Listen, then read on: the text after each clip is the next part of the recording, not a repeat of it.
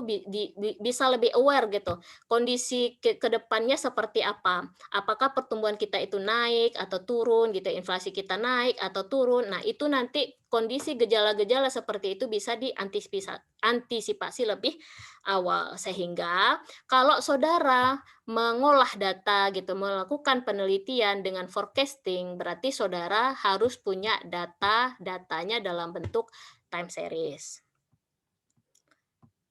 Nah, ini jadi kalau kita lihat data itu ada 3 jenis ya. Jadi yang pertama itu data cross section, yang kedua data time series, yang ketiga data cross section dan time series. Nah, kalau data cross section itu jumlah dari, ini ya, kalau data cross section itu 1 tahun saja. 1 tahun saja, tapi banyak,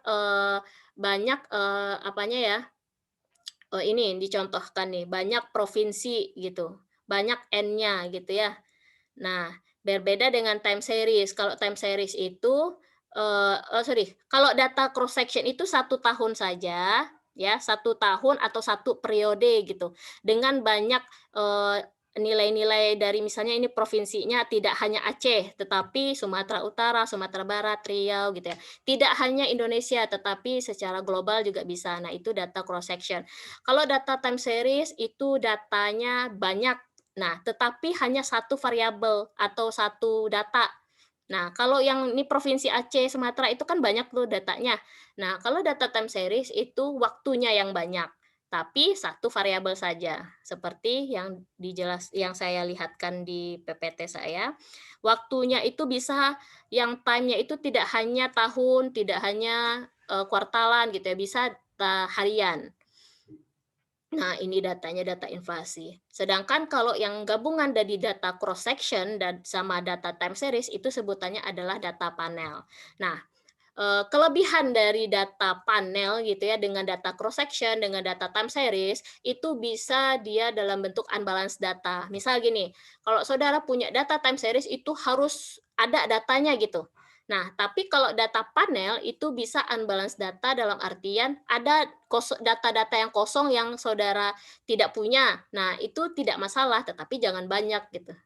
Nah, itu ada aturannya juga. Lalu, eee kita punya di sini pola data. Jadi, kita lihat dulu bentuk datanya itu seperti apa. Apakah dia konstan, konstan itu kan dia nih, datanya itu kan rentetan datanya itu kan sekitaran itu saja, sekitaran rataannya saja di situ. Nah, itu yang data konstan. Nah, kalau tren itu kelihatan dia trennya naikkah atau turunkah gitu ya. Nah, kalau data seasonal itu dia kalau kita bilang itu dia musiman gitu loh. Dia langsung naik, langsung tajam turun gitu. Nah, kalau random, nah ini nggak jelas gitu datanya itu dia, kelihatan nggak dia ada yang naik, turun, langsung dia tajam naiknya, langsung turun tajam gitu. Nah, itu bentuk-bentuk pola data.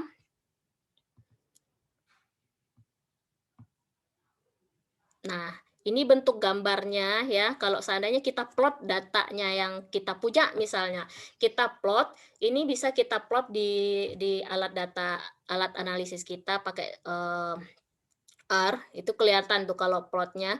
Nah, dia naik ke ya, trennya gimana gitu. Nah, ini kita langsung lanjut saja. Nah, kaitan pola data tadi dengan metode forecasting. Nah, tadi kita bilang nih, kalau kita menggunakan metode forecasting, berarti kita harus punya datanya dalam bentuk data time series.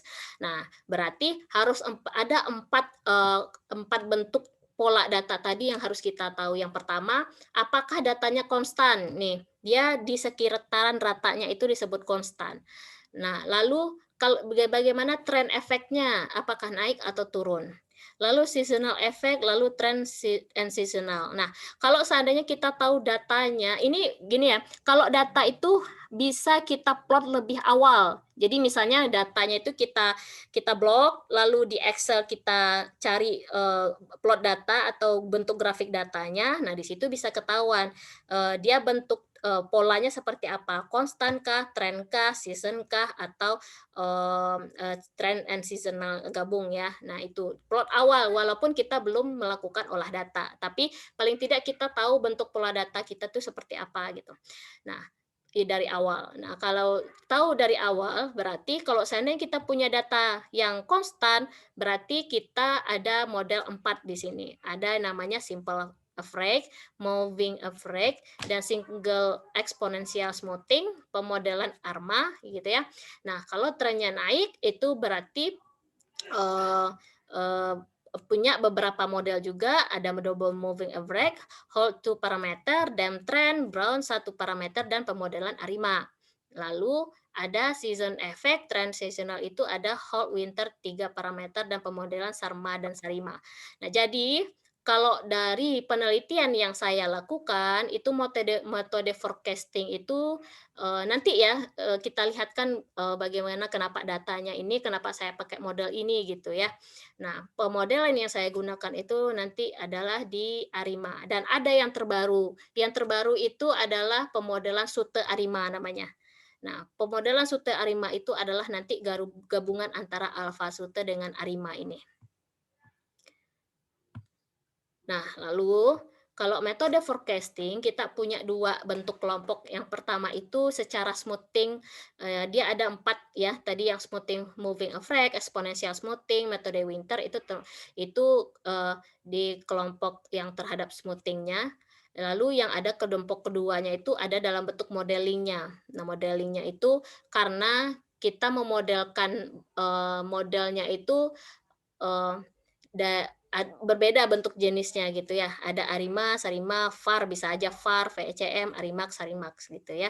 Nah, ini sebagai sebagai, apa sih, pengetahuan kita aja gitu terhadap metode forecasting. Nanti kan, mmm, kita tidak tahu saudara nanti penelitiannya menggunakan apa, bisa saja pakai VAR gitu ya, bisa saja pakai VECM, panel data gitu ya. Nah, banyak model penelitian yang bisa kita gunakan, tapi itu tergantung dari penelitian saudara, saudara maunya, seperti apa gitu, tertariknya seperti apa gitu. Nah, case-nya apa gitu, nah itu tergantung di situ. Nah, eee, dari ketika kita mau melakukan forecasting, berarti kita harus ada akurasi atau ukuran tertentu untuk menunjukkan apakah benar gitu, forecasting atau perkiraan data yang kita lakukan dari masa lalu ke masa depan. Nah itu, ada ukuran akurasinya. Nah, perhitungannya ada 4 di sini. Ada namanya mean square error. Nah, ini rumusnya. Saya tidak akan menjelaskan karena nanti kita lama di bagian R-nya ya. Nah, lalu ada MAD, mean absolute deviation. Nah, lalu ada eh, MAPE, mean absolute percentage error, lalu ada MPE, mean percentage error. Yang saya gunakan itu adalah yang MAPE. Karena kalaupun kita menggunakan akurasi yang lain-lain gitu ya, itu yang membedakannya hanyalah dalam bentuk persennya saja. Jangka persennya misalnya akurasinya sebesar 95% gitu. Yang lainnya misal 95,2 gitu. Nah, itu bedanya. Nah, ini pemodelan biasa dari sebuah regresi ya. Nah, kita punya misalnya Y-nya variabel Y. Nah, di sini adalah variabel X itu variabel yang mempengaruhi. Nah, B1-nya itu atau B0-nya itu adalah konstanta. Nah, namun gitu ya, kalau di dalam model pemodelan dari forecasting, nah kita punya namanya adalah distribusi lag.